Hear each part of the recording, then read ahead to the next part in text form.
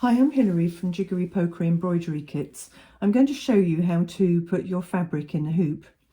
A hoop has two circles, an inner circle and an outer circle, which has a screw at the top to keep your fabric tight. Take the outer circle off and then lay your fabric over the inner circle and put the outer circle over the top.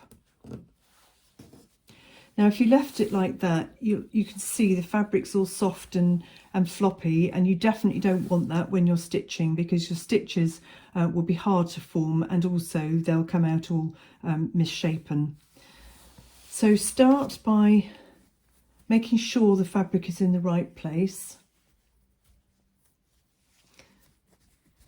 Tighten the screw a little, not all the way, and then just keep gently pulling the fabric so that it's going nice and tight. You can see how the fabric is moving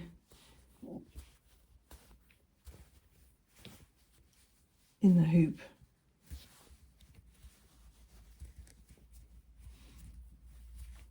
And when you've got it how you want it, then you do the final tightening of the screw. And now when you touch it, you can see it feels nice and tight and a bit sort of springy.